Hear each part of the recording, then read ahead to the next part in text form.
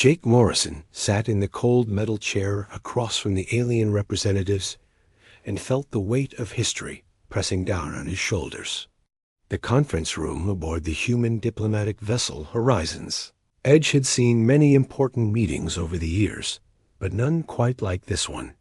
The three aliens facing him represented the most powerful voices in the Galactic Council, and their expressions ranged from confusion to barely contained anger. Counselor Thress of the Altarian Republic leaned forward with her blue-scaled hands folded carefully on the table. Her large silver eyes studied Jake's face as if trying to read some hidden meaning there. Beside her sat War Speaker Zenth from the Corvin military caste, whose thick gray skin and battle scars told the story of countless conflicts. The third representative was Trademaster Quell from the Merchant Worlds, whose multiple arms gestured nervously as he tried to process what he had just heard. Jake had delivered his message with the same calm professionalism that had made him one of humanity's most respected diplomats over the past 15 years. The words had been simple and direct. Humanity was formally withdrawing from all Council territories effective immediately. Every human citizen, every human vessel, every human installation would be removed from Council space within 72 hours. The partnership that had lasted 37 years was ending. The silence in the room stretched on for what felt like an eternity. Finally, Counselor Thress spoke in her melodic voice that somehow managed to sound both beautiful and sharp at the same time.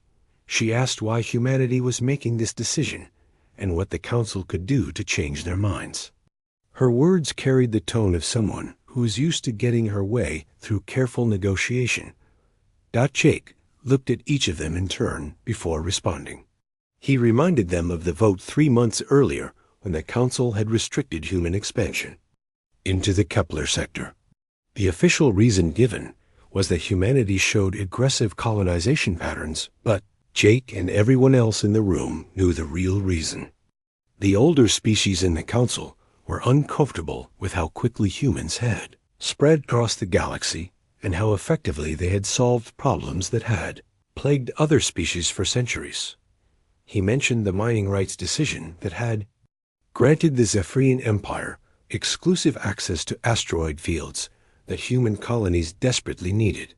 When humanity had protested this decision, Council Speaker Vorth had dismissed their concerns as the complaints of a young species that needed to learn patience. The elderly Zenthari leader had suggested that humans would benefit from watching how more experienced civilizations handled such matters.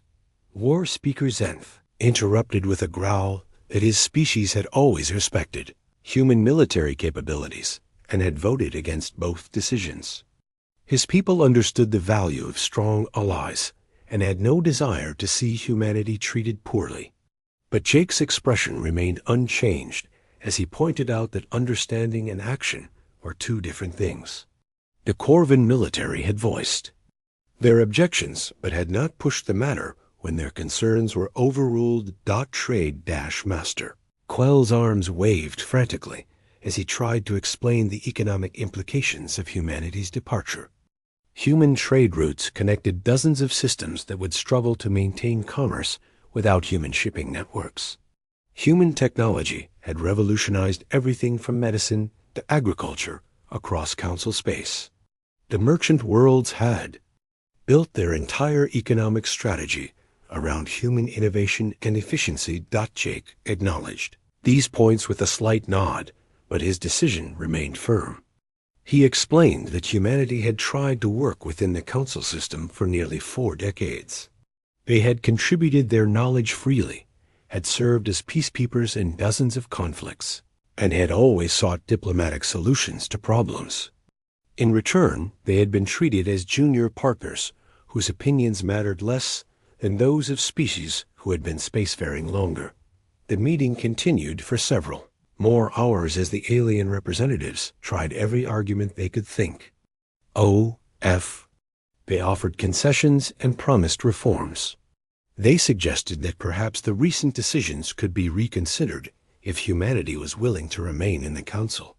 They even hinted that Council Speaker Vorth might be convinced to make a formal apology for his dismissive comments about human concerns, but Jake's response never changed. Humanity had made its decision and would not be swayed by last-minute offers that should have been made months earlier. He stood up from his chair and gathered the documents he had brought to the meeting. His final words to the assembled representatives were simple and direct. Humanity chose to chart its own course among the stars and wished the Council well in their future endeavors. Within hours of that meeting, the largest logistical operation in galactic history began to unfold. Human vessels appeared at every installation, colony, and outpost where their people lived and worked. The evacuation was conducted with military precision that left alien observers stunned by its efficiency. Families packed their belongings quickly while technical teams dismantled equipment and wiped computer systems clean. Dr. Lisa Park had been working on Altarian Prime for 8 years, developing new medical treatments with her alien colleagues. She received the evacuation order while in the middle of a breakthrough that could have saved millions of lives across multiple species. Her alien coworkers begged her to stay and complete the research, but Lisa followed her orders without complaint. She destroyed her research notes and shut down the laboratory equipment before boarding the transport that would take her home. On the industrial world of Corvin II, engineer Rick Stone supervised the careful removal of the fusion reactors that humanity had installed 5 years earlier. The reactors had increased the planet's power generation capacity by 300% and had been a gift to help the Corvin people rebuild after a devastating war. Rick's teams removed every component methodically and left behind only empty housing units that would serve as monuments to what had been lost. Admiral Ben Curtis commanded the human military forces that had served alongside Council fleets for decades. His ships had fought beside alien vessels in campaigns against pirates, rebels, and hostile species that threatened peaceful worlds. The bonds formed in battle ran deep, but orders were orders.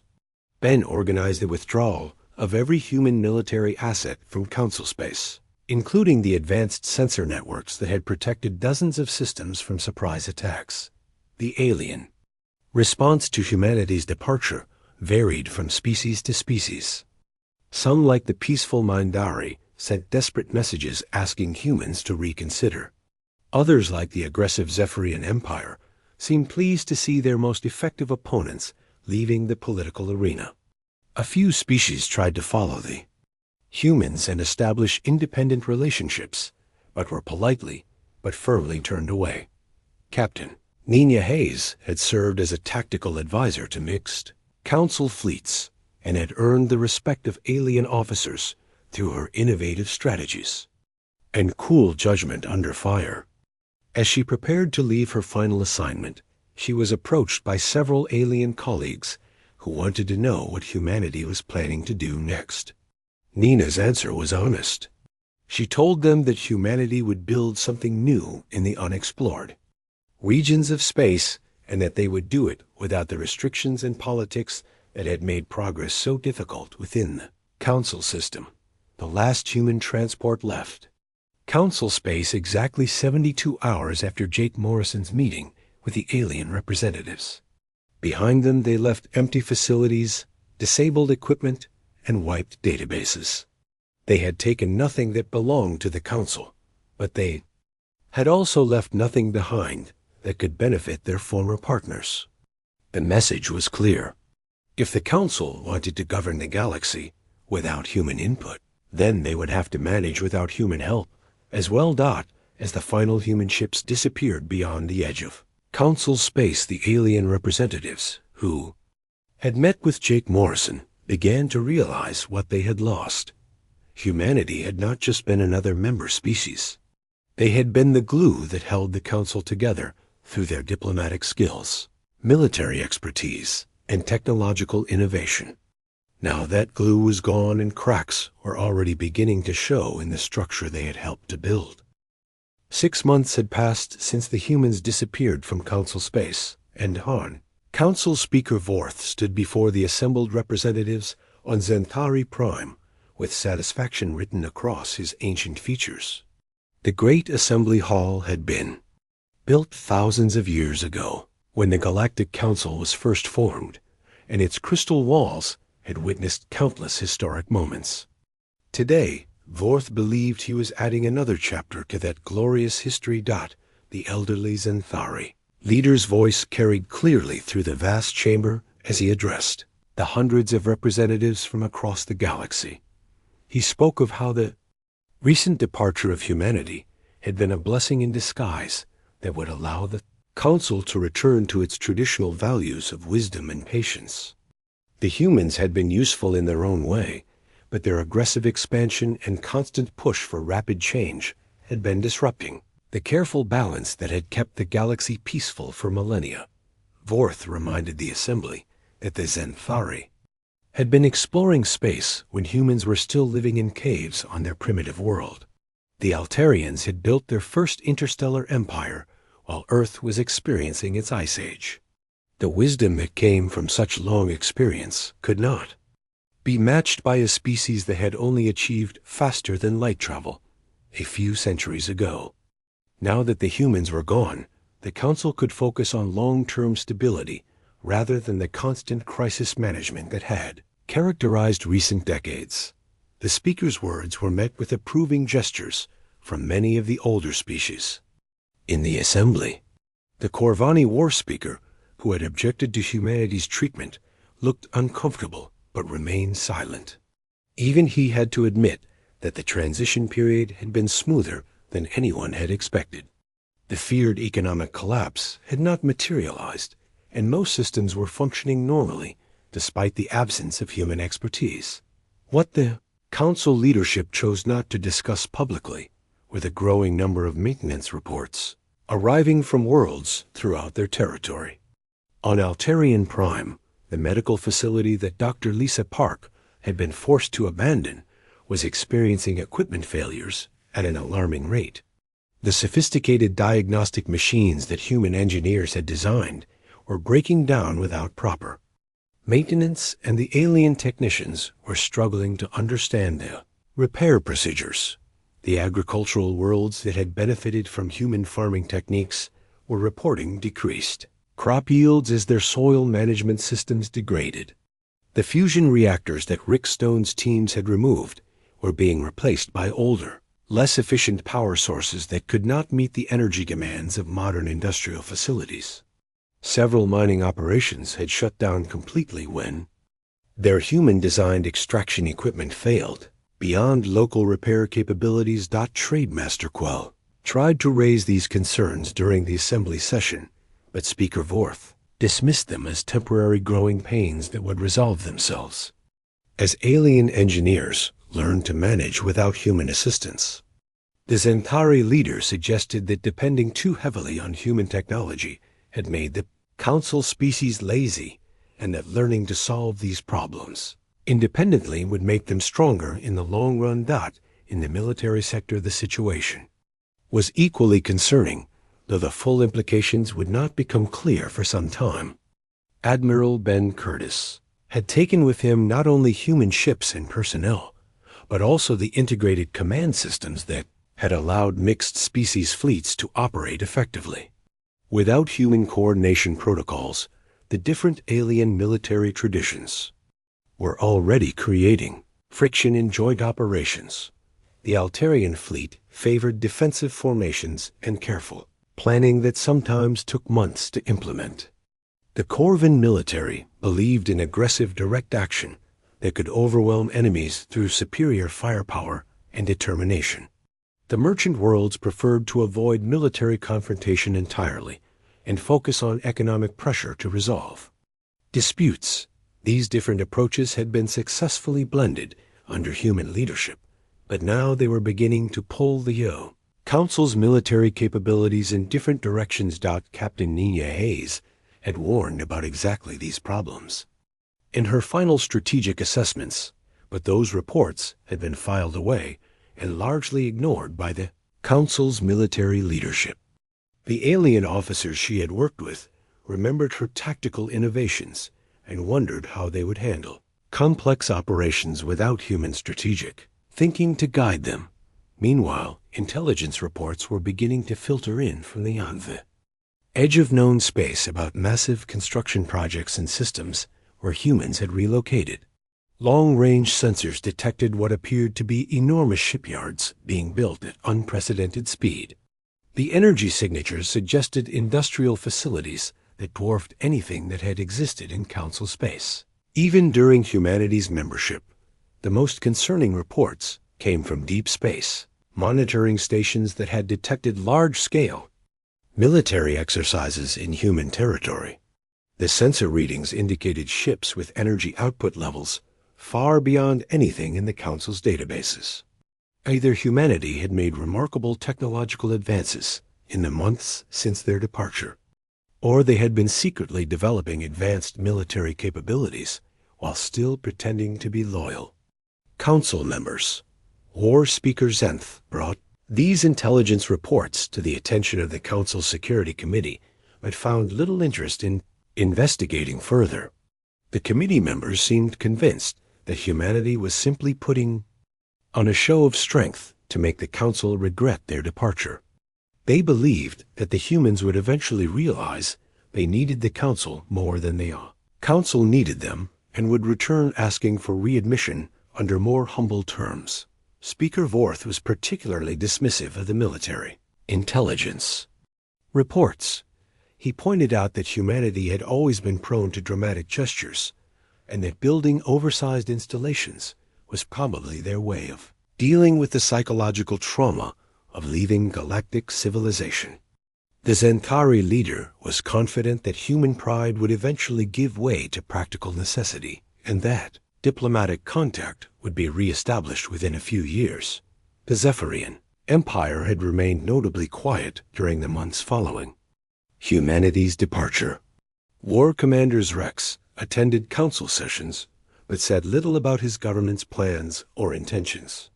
However, private conversations between Zephyrian officials suggested that they viewed humanity's absence as a significant strategic opportunity that should not be wasted. The Zephyrians had always been the most aggressive member of the Council, and had frequently clashed with human representatives over expansion policies and military doctrine. Humanity's peacekeeping forces had intervened in several conflicts where Zephyrian territorial ambitions had threatened smaller species. Now that those peacekeepers were gone, the Empire's military planners were quietly reassessing their strategic OPTIONS. Dr. Amy Rogers had been humanity's primary intelligence analyst specializing in Zephyrian behavior patterns, and her final reports had warned of exactly this scenario. She had predicted that the Empire would wait several months to assess the Council's new military capabilities before making any aggressive moves. Her analysis suggested that if the Council showed weakness in responding to minor provocations, the Zephyrians would escalate to more serious territorial grabs. These warnings had been included in the intelligence files that humanity left behind when they departed, but like so many human recommendations, they were buried in bureaucratic procedures and never reached the people who needed to see them. The Council's intelligence services were still trying to reorganize their analytical capabilities after losing their human colleagues, and were months behind in processing accumulated reports. As the 6-month anniversary of humanity's departure approached, Speaker Vorth was more convinced than ever that the Council had made the right decision. The galaxy seemed peaceful and stable without the constant push for change that had characterized the human era. Economic problems were minor and temporary. Military concerns were manageable with traditional approaches that had worked for thousands of years. The Zentari leader began planning a celebration to mark the first half-year of the post-human era. He envisioned a ceremony that would demonstrate the Council's renewed strength and unity to species throughout the galaxy. The message would be clear that the departure of one member species, however capable, could not shake the foundations of a civilization that had endured for millennia. What Speaker Vorth and his supporters failed to recognize was that humanity had not simply left the Council. They had removed themselves as a stabilizing influence that had been preventing conflicts and problems that were now beginning to emerge from the shadows.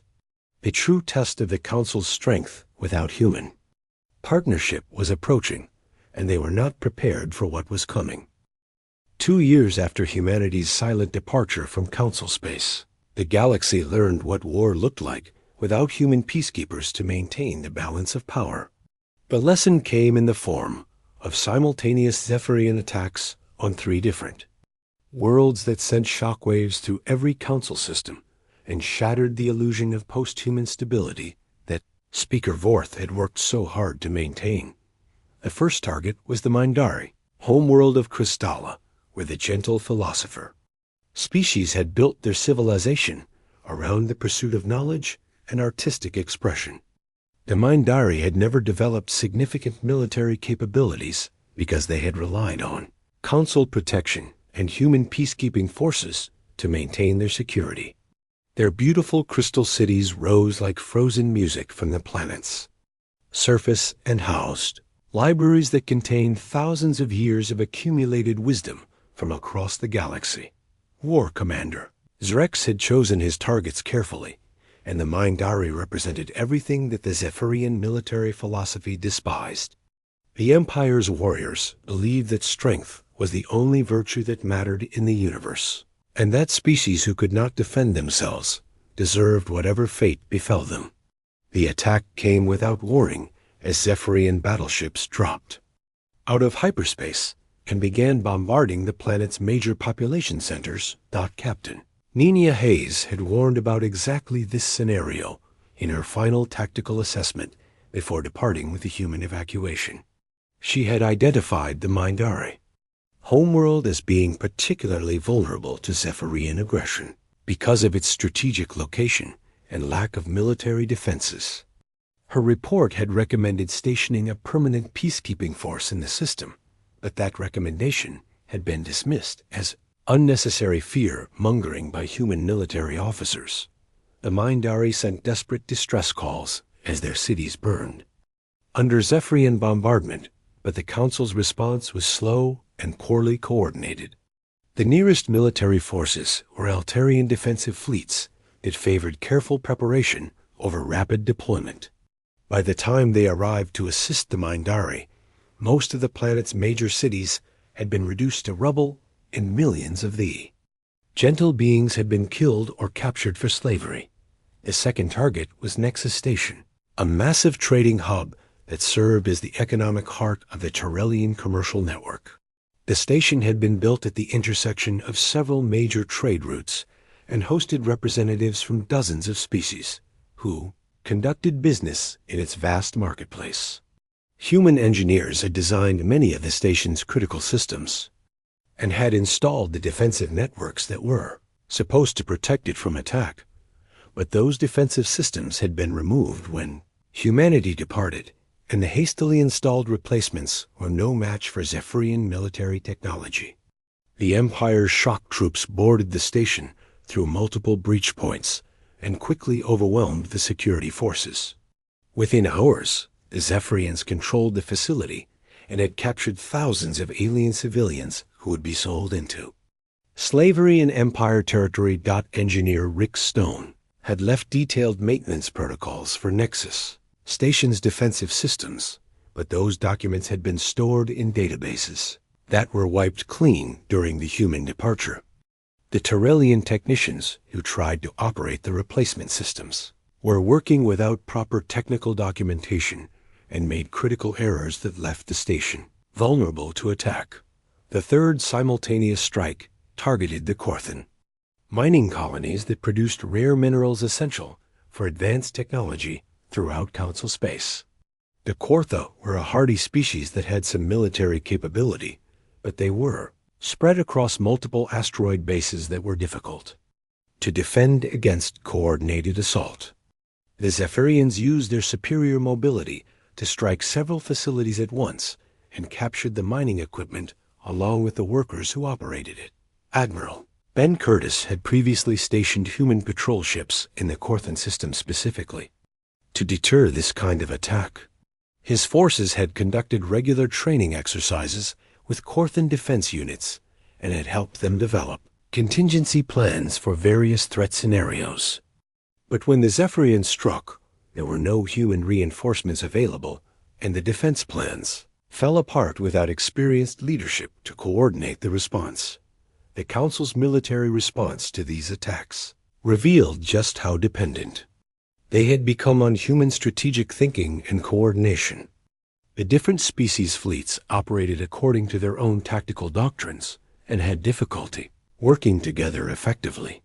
Communication problems that had been solved years earlier through human protocols resurfaced and caused dangerous delays in joint operations. Warspeaker.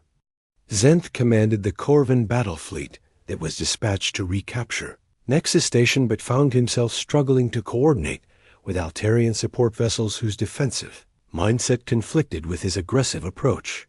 The Corvani wanted to assault the station immediately, while the Altarians insisted on careful reconnaissance and planning. The resulting compromise satisfied neither group and allowed the Zephyrians time to strengthen their defenses. Dr. Lisa Park's medical expertise was desperately needed to treat the wounded from the Zephyrian attacks, but she was no longer available to help Council forces. The alien medical teams that tried to care for injured civilians and military personnel lacked the advanced techniques that human doctors had developed for treating combat trauma. Many lives that could have been saved with proper medical care were lost due to inadequate treatment capabilities. The battles that followed the initial Zephyrian strikes were disasters for Council forces. The Empire's military had been preparing for exactly this scenario during the 2 years since humanity's departure, and their tactics were perfectly suited to exploit the weaknesses in Council military doctrine. Zephyrian commanders had studied every previous engagement involving human peacekeepers and had developed strategies specifically designed to counter the coordination and flexibility that had made those forces effective. Without human strategic advisors to help them adapt their tactics, the Council fleets found themselves fighting the kind of war they were least prepared for. The Zephyrians used rapid strikes and constant movement to prevent their enemies from establishing defensive positions. They targeted command and communication facilities to disrupt coordination between different species forces. Most importantly, they exploited the cultural differences between Council members that human diplomats had previously helped to bridge. Councillor Thress found herself in the impossible position of trying to coordinate a military response while also managing the political crisis that the attacks had created. Many Council members were demanding immediate action, while others called for diplomatic solutions. The Zentari leadership was paralyzed by indecision as they struggled to respond to a level of aggression that had not been seen in the galaxy for centuries. Speaker. Vorth's confident predictions about post-human stability looked increasingly foolish as reports of Zephyrian victories continued to arrive. The elderly Zenthari leader had built his political career on the idea that traditional Council methods were superior to human innovations, but now those methods were failing catastrophically. The Empire's forces were advancing rapidly through Council territory, and there seemed to be no effective way to stop them. The most disturbing aspect of the crisis was the complete breakdown in communication with human space. Councillor Thress had authorized desperate attempts to contact humanity and request military assistance, but every message was met with automated responses, indicating that the communication frequencies were no longer monitored. It was becoming clear that humanity had completely severed all ties with their former Council partners and had no intention of becoming involved in the war. Intelligence reports from deep space monitoring stations suggested that human forces were aware of the Zephyrian attacks and were tracking the progress of the war through their own surveillance networks. But if they were planning any kind of intervention, there was no sign of it. The massive military installations that had been detected in human territory remained quiet and gave no indication of preparing for deployment to Council space. as Zephyrian. Forces consolidated their control over captured territories. The true scope of the disaster became apparent. Entire star systems that had been part of galactic civilization for thousands of years were now under Empire control. Millions of Council citizens had been killed or enslaved. Critical infrastructure that supported interstellar commerce and communication had been destroyed or captured. The war that humanity's peacekeepers had prevented through their presence was now raging across the galaxy, and the Council was losing badly. The price of dismissing human warnings and removing human military support was being paid in blood by species who had never fully understood how much they depended on their former human partners. The war that had begun with 3 simultaneous attacks had spread across the galaxy like a plague, and after 6 months of fighting, the Zephyrian Empire controlled nearly half of what had once been Council space. Their war machine operated with ruthless efficiency that left devastation in its wake and transformed entire civilizations into slave labor camps. The gentle species that had flourished under Council protection found themselves facing extinction, while their former protectors struggled desperately to mount any effective resistance. Council Speaker Vorth stood in his private chambers aboard the evacuation ship that carried the Council leadership away from their threatened homeworld, and stared out at the stars with haunted eyes. The elderly Xanthari had aged decades in the past few months, as the reality of his catastrophic miscalculation became impossible to ignore. The confident speeches about post-human stability now seemed like the ravings of a fool, and the blood of billions was on his hands. The Xanthari homeworld had fallen 3 weeks earlier when Zephyrian forces overwhelmed its ancient defenses in a battle that lasted less than a day. The crystal spires that had housed the Council chambers for thousands of years were now rubble, and the archives that contained the history of galactic civilization had been destroyed in the bombardment. Vorth had escaped only because his security detail had forced him onto an evacuation transport against his wishes. Councillor Thress had taken charge of organizing the remnants of Council government from the refugee fleet that carried survivors from dozens of devastated worlds. The Altarian diplomat had been working without sleep for weeks, trying to coordinate resistance efforts while also managing the humanitarian crisis created by millions of displaced civilians. Her normally pristine blue scales were dulled with exhaustion, and her silver eyes held the hollow look of someone who had seen too much death. The military situation was beyond desperate as Zephyrian forces advanced toward the remaining Council strongholds with unstoppable momentum. The Empire's commanders had learned to exploit every weakness in Council military doctrine, and their victories were becoming increasingly one-sided. The mixed species fleets that had once been the pride of galactic civilization were being systematically destroyed by enemies who understood their limitations better than they understood themselves. War Speaker Zenth commanded the largest remaining Council battle group, but even his experienced warriors were demoralized by their string of defeats. The Corvin military traditions that had served his people well in previous conflicts were useless against Zephyrian tactics that had been specifically designed to counter Council strategies. His ships were outgunned, his crews were exhausted, and his supply lines were constantly under attack by Empire raiders.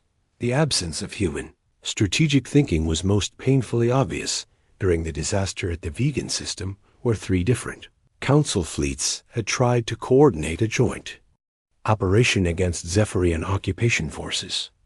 The Altarian commander insisted on establishing secure defensive positions before advancing, while the Corvin forces wanted to attack immediately before the enemy could strengthen their defenses. The Merchant World Security Forces tried to protect civilian evacuation routes rather than engaging military targets.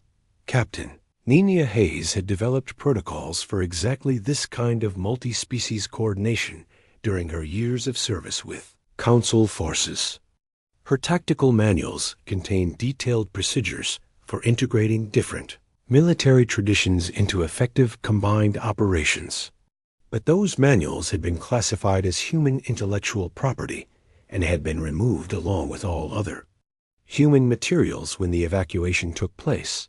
The result was a chaotic battle, where friendly forces interfered with each other as much as they fought the enemy. Altarian ships found themselves in the line of fire from Corvin artillery, while merchant vessels blocked military supply convoys trying to reach the front lines. The Zephyrians took advantage of this confusion to defeat each council force separately, and captured an entire star system along with its 4 billion inhabitants. Dr. Lisa Park's medical research had been desperately needed, as casualty rates soared beyond anything the galaxy had experienced in centuries.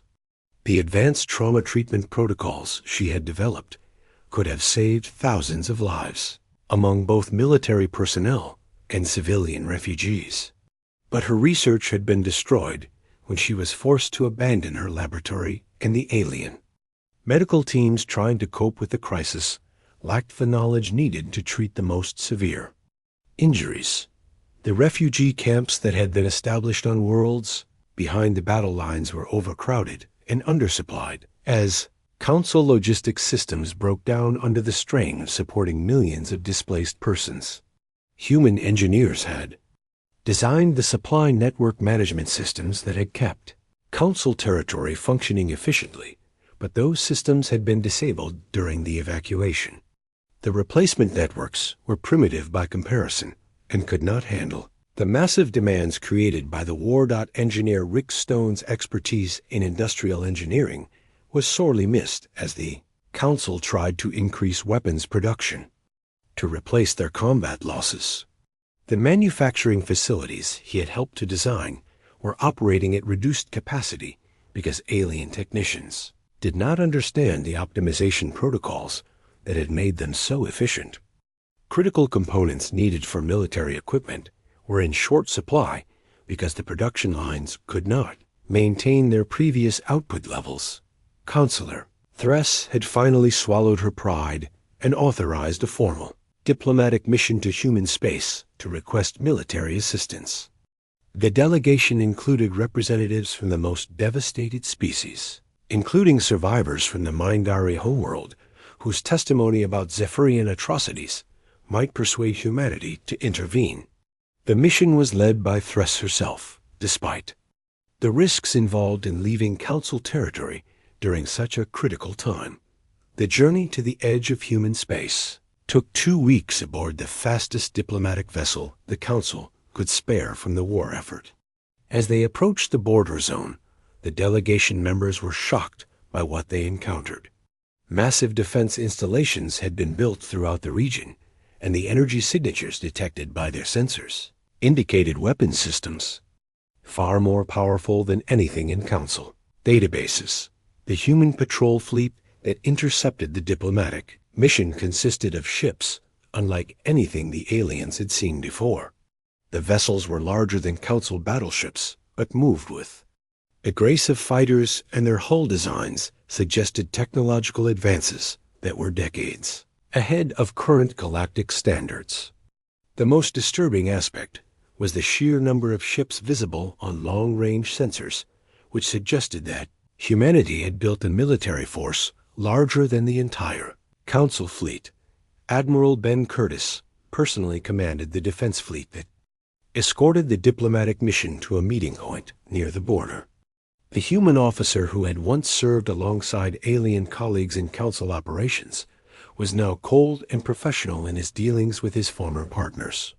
His message to the delegation was brief and uncompromising, stating that they were in violation of human consortium space and would be escorted out immediately unless they could justify their presence. When Counselor Thress explained the desperate situation in Council territory and formally requested military assistance, Curtis listened in silence before delivering his response. He pointed out that the Council had made its position regarding humanity very clear when they restricted human expansion and dismissed human concerns as the complaints of a young species. The consortium had no obligation to intervene in conflicts, involving governments that had rejected human partnership. The delegation spent 3 days trying to convince Curtis and other human officials to reconsider their position, but their appeals fell on deaf ears. The humans were polite, but firm in their refusal to provide any form of assistance to the Council war effort. They pointed out that the galaxy had chosen to stand without human support and must now face the consequences of that decision alone. Dr. Amy Rogers attended some of the diplomatic meetings as an intelligence advisor, and her presence was particularly painful for the Council representatives who remembered her brilliant analysis of galactic political trends. She had predicted the current crisis in remarkable detail, but her warnings had been ignored by Council leadership, who preferred to believe that traditional methods would prove sufficient to maintain stability. The final meeting between the delegation and Admiral Curtis took place aboard his flagship, which was a massive vessel that demonstrated the technological advances humanity had achieved since departing Council space. The ship's capabilities exceeded anything in the Council fleet and served as a reminder of what the galaxy had lost when they chose to dismiss their human partners rather than work with them as equals. Curtis's final words to Counselor Thress were delivered with the kind of cold professionalism that marked the end of any hope for human intervention in the war. He reminded her that the Council had been offered human partnership and had rejected it in favor of maintaining traditional power structures that excluded younger species from real authority. The price of that arrogance was being paid in the blood of Council citizens, and that price would continue to be paid until the lesson was learned. The siege of Xanthari Prime began on a cold morning when the first Zephyrian battleships emerged from hyperspace and took positions around the ancient capital world of the Galactic Council, the planet that had served as the center of Galactic. Civilization for over 10,000 years was about to become the final battleground in a war that the Council was already losing. The few remaining defenders knew they were facing overwhelming odds, but they prepared to fight anyway, because surrender would mean the complete destruction of everything their ancestors had built. Counselor Thress stood in the emergency command, centered deep beneath the capital city, and watched the tactical displays that showed enemy ships taking position for the final assault. The Altarian diplomat had returned from her failed mission to human space 3 weeks earlier with the devastating news that humanity would not intervene to save the Council from destruction. Now she was one of the senior officials coordinating the planet's defense, even though everyone knew the battle was hopeless. The defense fleet that protected Xanthari Prime consisted of ships from a dozen different species, but they were outnumbered 5 to 1 by the Zephyrian invasion force. War Commander Rex had assembled the largest military armada in Galactic history for this final strike, and his forces included not only regular Empire troops, but also slave soldiers pressed into service from conquered Council worlds.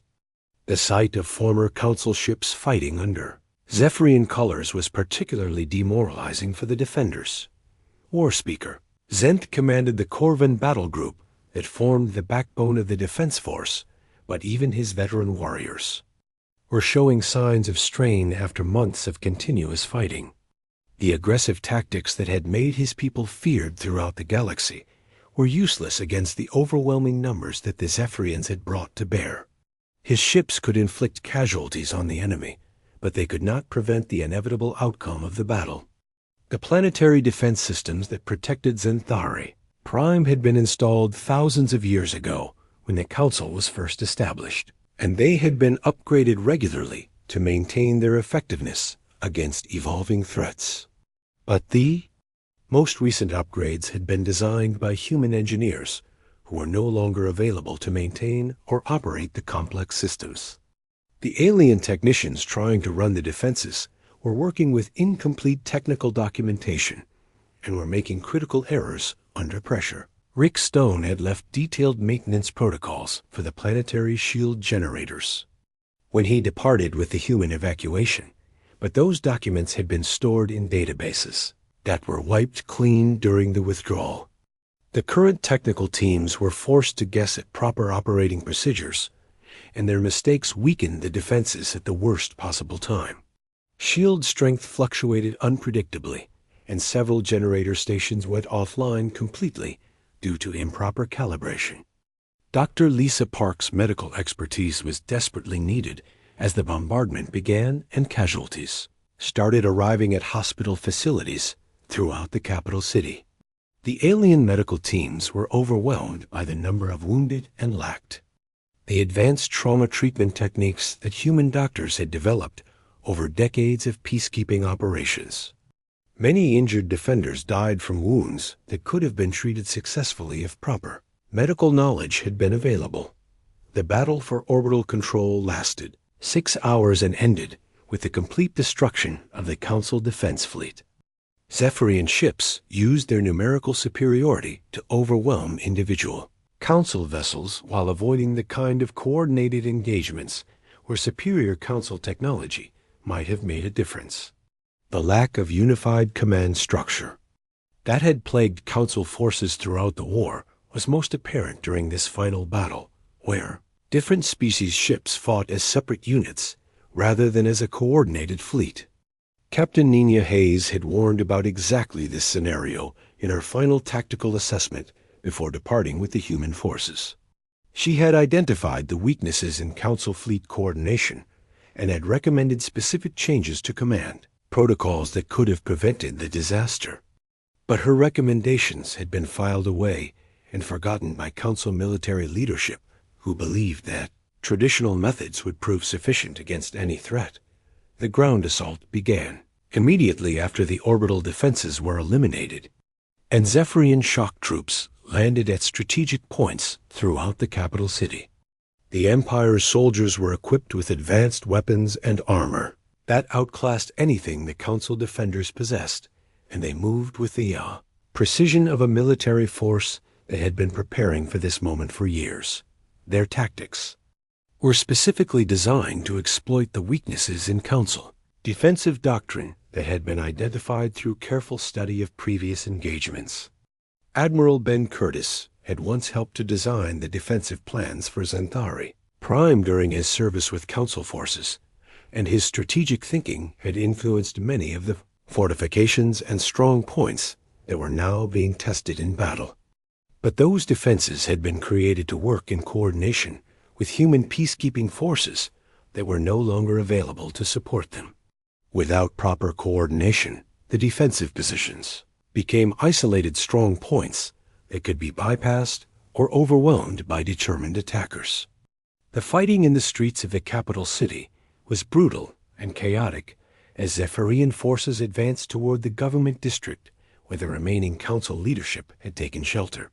The ancient crystal buildings that had housed Galactic, civilization's most important institutions, were reduced to rubble by heavy weapons fire, and the cultural treasures of dozens of species were destroyed in the crossfire. Libraries that contained thousands of years of accumulated knowledge burned while their alien guardians died trying to protect them. Counselor Thress found herself trapped in the command bunker as Zephyrian forces overran the surface defenses and began searching for surviving government officials. The emergency communication systems were failing as relay stations were destroyed by the bombardment, and she lost contact with resistance groups throughout the city. The tactical displays that had shown the battle's progress went dark one by one as sensor networks were eliminated by systematic enemy action. In the final hours of the siege, Thress discovered classified archives that contained the complete record of humanity's warnings about Zephyrian expansion and the detailed proposals that Ambassador Jake Morrison had presented to prevent exactly this scenario from occurring. The human diplomat had predicted the Empire's aggressive moves with remarkable accuracy and had offered specific military and diplomatic solutions that could have maintained galactic stability. The archived recordings showed Morrison explaining to the Council leadership that the Zephyrians were using their membership in the organization to gather intelligence about other species' military capabilities while secretly preparing for territorial expansion. He had provided evidence of Empire weapons research and troop movements that clearly indicated aggressive intentions. Most importantly, he had offered to station human, peacekeeping forces in vulnerable systems, at no cost to the Council, as a deterrent against Zephyrian adventurism. Every one of Morrison's recommendations had been rejected by Council Speaker Vorth and his supporters, who viewed human warnings as attempts to increase their influence within the organization. The Xanthari leadership had been particularly dismissive of suggestions that a species as young as humanity could understand galactic politics better than civilizations that had been spacefaring for millennia.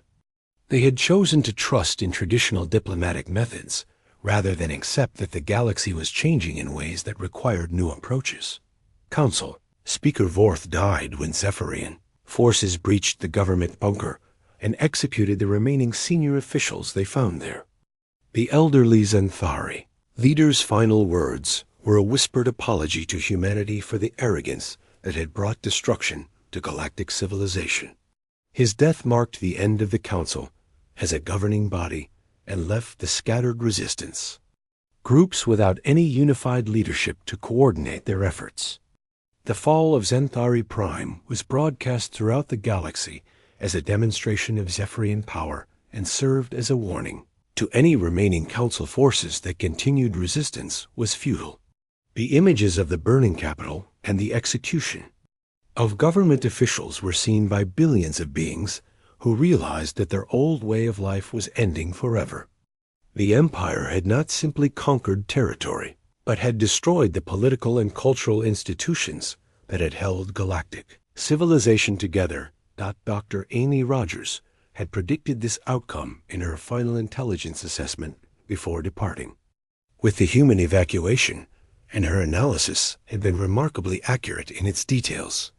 She had warned that Zephyrian military doctrine focused on destroying enemy morale through spectacular displays of overwhelming force, and that the fall of the Council capital would trigger the collapse of organized resistance throughout their territory. The human intelligence officer had also predicted that the Zephyrians would follow up their military victory with systematic campaigns to eliminate the cultural and intellectual foundations of the societies they conquered.